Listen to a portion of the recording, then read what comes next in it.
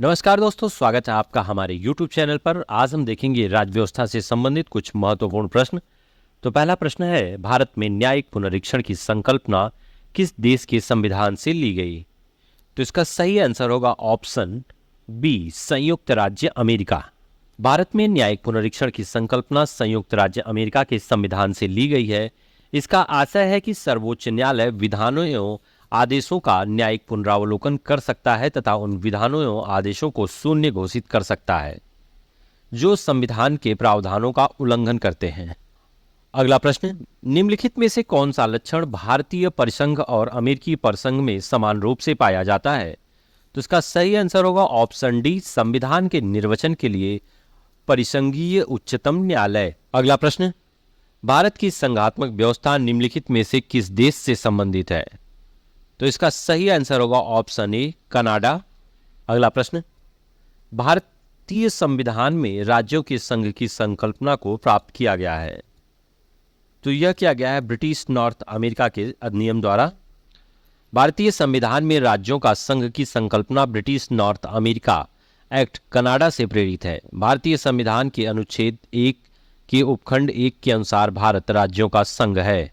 अगला प्रश्न, भारतीय संसदीय प्रणाली ब्रिटिश संसदीय प्रणाली से इस बात से भिन्न है कि भारत में न्यायिक पुनरावलोकन की प्रणाली है।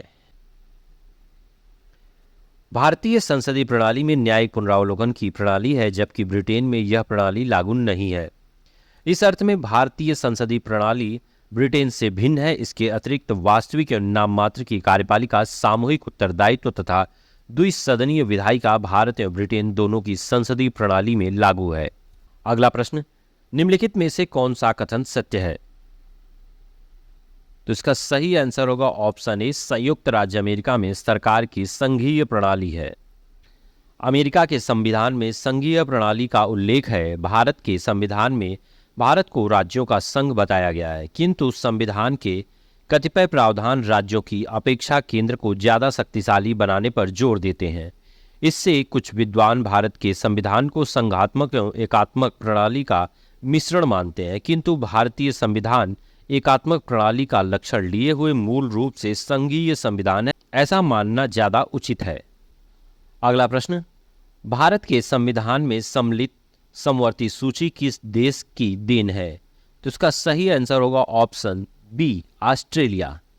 भारत के संविधान में समवर्ती सूची को ऑस्ट्रेलिया के संविधान से लिया गया है। इस सूची में ऐसे विषय शामिल हैं जिन पर केंद्र एवं राज्य दोनों को कानून बनाने का अधिकार है। दोनों द्वारा निर्मित कानूनों में टकराव की स्थिति में केंद्र द्वारा निर्मित कानून ही मान्य होगा। इसे 7वीं अनुसूची में शामिल किया गया है। अगला प्रश्न, भारतीय संविधान में राज्य के नीति निर्देशक तत्वों की संकल्पना किस देश के संविधान पर आधारित है? तो इसका सही आंसर होगा ऑप्शन बी, आयरलैंड। भारतीय संविधान में राज्य के नीति निर्देशक तत्वों की संकल्पना आयरलैंड के संविधान पर आधारित है। संविधान में इसे भाग 4 में अनुच्छेद 36 से 51 तक में उपबंधित किया गया है। अगला प्रश्न, राज्यसभा के गठन में प्रतिभा, अनुभव एवं सेवा को प्रतिनिधित्व देने में भारतीय संविधान निर्माता किस देश से प्रभावित थे? तो यह थे आयरिश गणतंत्र से प्रभावित थे। राज्यसभा के गठन में प्रतिभा, अनुभव एवं सेवा को प्रतिनिधित्व देने में भारतीय संविधान निर्माता आयरिश अर्थात आयरलैंड गणतंत्र से प्रभावित हुए थे। अगला प्रश्न, भारतीय संविधान में मौलिक कर्तव्यों का विचार लिया गया है। तो यह लिया गया है रूस के संविधान से, ऑप्शन सी। मूल कर्तव्य अनुच्छेद 51 का मूलतः अंगीकृत संविधान के भाग नहीं थे। इन्हें 42वें संविधान संशोधन 1976 द्वारा सम्मिलित किया गया है। ये मूल कर्तव्य पूर्व सोवियत संघ के संविधान से लिए गए हैं। अगला प्रश्न, भारतीय संविधान में सन्निहित मूल अधिकारों की अवधारणा किस देश के संविधान से ग्रहण की गई है? तो यह की गई है संयुक्त राज्य अमेरिका से। राष्ट्रपति के सिफारिश के बगैर कोई विधेयक जो कर लगता है विधायिका में नहीं रखा जा सकता। यह प्रावधान भारत के संविधान के किस अनुच्छेद के अंतर्गत आता है? तो यह आता है अनुच्छेद 117, ऑप्शन ए। अनुच्छेद 117 में प्रावधान है कि अनुच्छेद 110(1) क में उल्लिखित कर संबंधी प्रावधान अर्थात कर अधिरोपण करने वाला विधेयक या संशोधन राष्ट्रपति की सिफारिश से ही पुनर्स्थापित या प्रस्तावित किया जाएगा, अन्यथा नहीं। और ऐसा उपबंध करने वाला विधेयक राज्यसभा में पुनर्स्थापित नहीं किया जाएगा। अगला प्रश्न, भारतीय संविधान के किस अनुच्छेद के अंतर्गत अखिल भारतीय सेवाओं का प्रावधान किया गया है? तो इसका सही आंसर होगा ऑप्शन सी, अनुच्छेद 312। भारतीय संविधान के अनुच्छेद 312 के तहत अखिल भारतीय सेवाओं का प्रावधान किया गया है। इस अनुच्छेद के अनुसार यदि राज्यसभा में उपस्थित और मत देने वाले सदस्यों के कम से कम 2/3 बहुमत से समर्थित संकल्प से यह घोषित किया गया है कि राष्ट्रीय हित में ऐसा करना आवश्यक है, तो संसद विधि द्वारा अखिल भारतीय सेवाओं के सृजन हेतु उपबंध कर सकती है। अगला प्रश्न, भारतीय संविधान में कुल कितनी अनुसूचियां हैं? तो यह है 12 अनुसूचियां, ऑप्शन ए। भारतीय संविधान में कुल 12 अनुसूचियां हैं। मूलतः संविधान में 8 अनुसूचियां थी। कालांतर में संविधान संशोधन द्वारा 9वीं, 10वीं और 11वीं और 12वीं अनुसूचियों को संविधान में सम्मिलित किया गया है।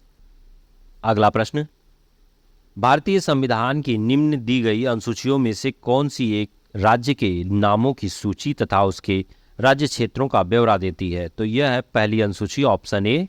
पहली अनुसूची राज्य और संघ राज्य क्षेत्रों के बारे में उपबंध। दूसरी अनुसूची संवैधानिक प्राधिकारियों के वेतन के बारे में उपबंध।